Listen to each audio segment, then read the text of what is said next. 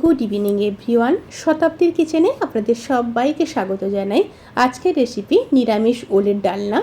ওলের ডালনা প্রায় সবাই বানিয়ে থাকেন, কিন্তু এইভাবে একবার বানিয়ে দেখুন, আমি 100% গ্যারান্টি দিয়ে বলতে পারি এই একটা রেসিপি দিয়েই পুরো ভাতটাই শেষ হয়ে যাবে। শুধু তাই নয়, একবার বানালে বারবার এইভাবে বানাতে মন চাইবে। রেসিপিটি যদি ভালো লেগে থাকে তাহলে সাবস্ক্রাইব করে পাশে থাকার অনুরোধ রইল। তাহলে চলুন শুরু করা যাক আজকের এই সহজ রেসিপি। প্রথমে ওলগুলোকে সেদ্ধ করে নেব। তার জন্য কড়াইতে পরিমাণ মতো জল দিয়ে দিয়েছি, আর দিয়ে দিলাম খুব সামান্য লবণ। এবার ওলগুলোকে দিয়ে দেব।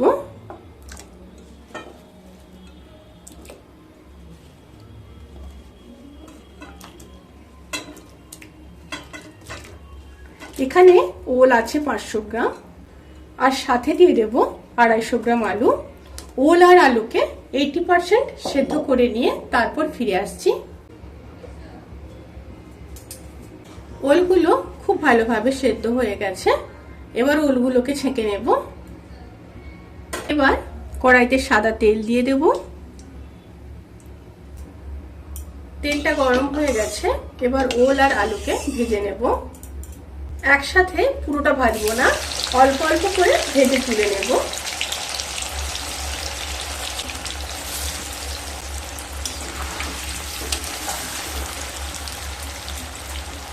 ওলগুলোকে হালকা ব্রাউন কালার করে ভেজে নিয়ে তারপর ফিরে আসছি।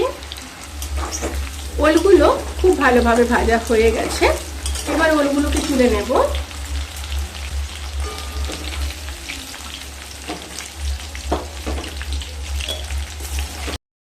এইভাবে সমস্ত ওলগুলোকে ভেজে নেব।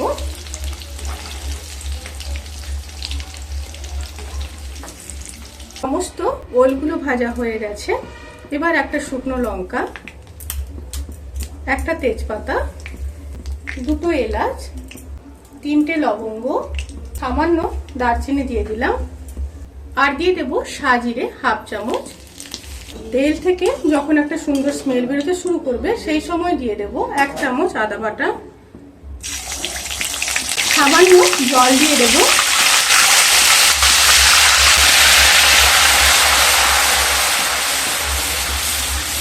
তাতে করে তেল আর ছিটকে আসার কোনো সম্ভাবনা থাকবে না। এবার দিয়ে দেব ড্রাই স্পাইসেসগুলো। 1 চামচ হলুদ গুঁড়ো, 1 চামচ রোস্টেড জিরে আর ধনের গুঁড়ো। এখানে আপনারা নর্মাল জিরে আর ধনের গুঁড়ো ব্যবহার করতে পারেন। কাশ্মীরি লঙ্কার গুঁড়ো দিয়ে দেব 1 চামচ। সাথে চাইলে আপনারা কিন্তু লাল লঙ্কার গুঁড়ো ব্যবহার করতে পারেন। এবার দিয়ে দেব পরিমাণ মতো লবণ।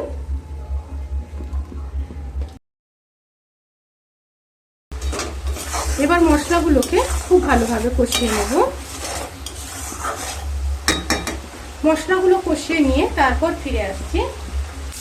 মশলাগুলো যখন খুব ভালোভাবে কষানো হয়ে যাবে সেই সময় দিয়ে দেবো একটা বেটে রাখা টমেটো। এখানে একটা মিডিয়াম সাইজের টমেটো ব্যবহার করেছি। আবারও মশলাগুলোকে খুব ভালোভাবে কষিয়ে নেব। মশলাগুলো খুব ভালোভাবে কষানো হয়ে গেছে। এবার ভেজে রাখা ওল আর আলুকে দিয়ে দেব।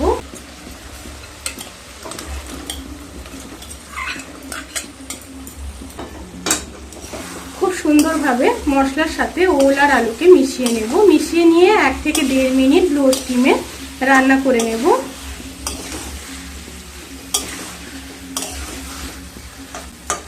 1 থেকে 1.5 মিনিট পরে ফিরে আসছি। ওল আর আলুগুলো খুব ভালোভাবে কষানো হয়ে গেছে। এবার জল দিয়ে দেব।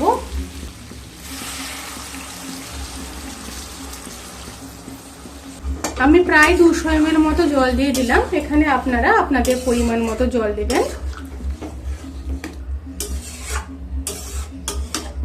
ঝোলটা ফুটে আসা পর্যন্ত অপেক্ষা করব। তরকারিটা ফুটে এসছে। এবার ঢাকা দিয়ে 5 মিনিট হতে দেব। রান্নাটা প্রায় হয়ে এসছে। এবার ওপর থেকে 1 চামচ চিনি দিয়ে দেব।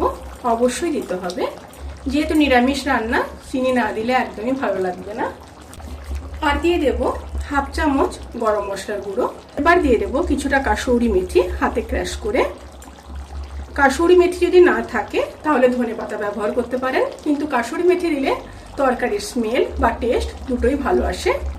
এবার দিয়ে দেব হাফ চামচ ঘি, অবশ্যই দিতে হবে। এবার সমস্ত উপকরণগুলোকে খুব ভালোভাবে মিশিয়ে নেব।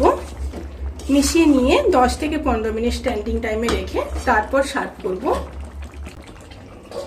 রেসিপিটি কেমন লাগলো প্লিজ কমেন্ট করে জানাতে কিন্তু ভুলবেন না। যদি ভালো লেগে থাকে তাহলে সাবস্ক্রাইব করে পাশে থাকা বেল আইকন প্রেস করে নোটিফিকেশান অল করে রাখবেন। তাতে করে আমি যত রেসিপি দেব সমস্ত লিঙ্ক আপনাদের কাছে পৌঁছে যাবে। আপনারা সবাই ভালো থাকবেন, সুস্থ থাকবেন, সাবধানে থাকবেন। আজকের মতো এই পর্যন্ত। পরের ভিডিওর জন্য অপেক্ষা করুন। টাটা।